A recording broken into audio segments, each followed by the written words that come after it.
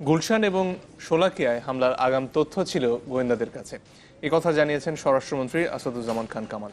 রাজধানীর কৃষিবিদ ইনস্টিটিউশনে জননিরাপত্তা এবং আইন শৃঙ্খলা বিষয়ক মতবিনিময় সভায় কথা জানান তিনি। একই অনুষ্ঠানে শিক্ষামন্ত্রী বলেন, যেসব বেসরকারি বিশ্ববিদ্যালয় সরকারের দেয়া শর্ত মানবে না তাদের অনুমোদন বাতিল করা হবে। এ সময় বিভিন্ন বিশ্ববিদ্যালয়ের উপাচার্যরা বলেন, জঙ্গিবাদ মোকাবেলায় শুধু বিশ্ববিদ্যালয় নয়, কাজ করতে হবে অভিভাবকদেরকেও। গুলশান ও শোলাকিয়া হামলার ঘটনার কালো ছায়া এখনো তাড়িয়ে বেড়াচ্ছে দেশের মানুষকে।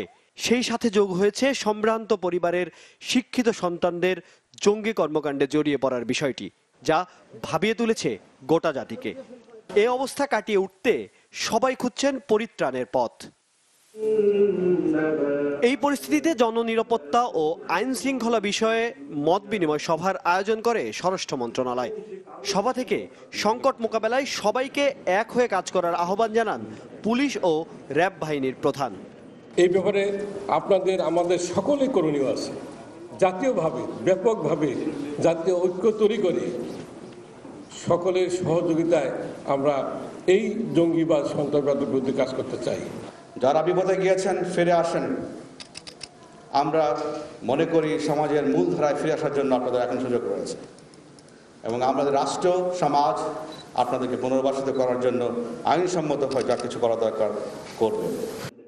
মত বিনিময় সভায় অংশ নেন বিশ্ববিদ্যালয় মঞ্জুরি কমিশনের চেয়ারম্যান ও বিভিন্ন বিশ্ববিদ্যালয়ের উপাচার্যরা।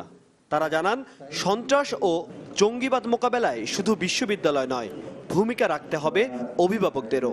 দায়িত্ব একক শিক্ষকের না, দায়িত্ব একক মন্ত্রী মহোদয়ের না, পুলিশ প্রশাসনের না, দায়িত্ব সম্মিলিতভাবে collective responsibility of the society, of the parents, of the teachers, সকলের। তারা ভ্রান্ত, কিন্তু আমাদের ছেলে মেয়েদেরকে নষ্ট করছে।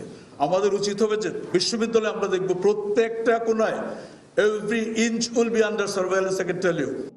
শিক্ষামন্ত্রী নুরুল ইসলাম নাহিদ বলেন, যেসব বেসরকারি বিশ্ববিদ্যালয় শর্ত মানবে না তাদের অনুমোদন বাতিল করা হবে। আমাদের কিছু কিছু প্রতিষ্ঠানে এই ধরনের চর্চা শুরু হয়েছে, যেখানে আমাদের ছেলেমেয়েদেরকে বিপদগামী করবার প্রক্রিয়া চলছে। আমরা এগুলোর প্রতি নজর রাখছি। গত প্রায় 4 বছর ধরে আমরা এগুলোর পিছনে লেগে আছি। আর স্বরাষ্ট্রমন্ত্রী জানান, গুলশান হামলার তথ্য আগে থেকে ছিল গোয়েন্দাদের কাছে। যারা বিপথে গেছে তাদের ফিরে আসার আহ্বানও জানান তিনি। আমাদের কাছে গোয়েন্দার রিপোর্ট ছিল যে একটা কিছু হতে যাচ্ছে, হতে পারে গুলশান এলাকায়।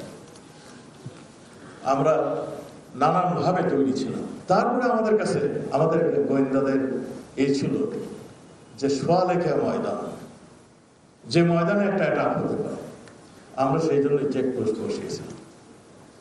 আমরা প্রায় 1 কিলোমিটার দূরে এই সমস্ত চেকপোস্টগুলো বসানো হয়েছে। সভায় সন্ত্রাস ও জঙ্গিবাদ মোকাবেলায় প্রতিটি বেসরকারি শিক্ষা প্রতিষ্ঠানের জন্য কিছু নীতিমালা মেনে চলার সুপারিশ করে আইন শৃঙ্খলা বাহিনী।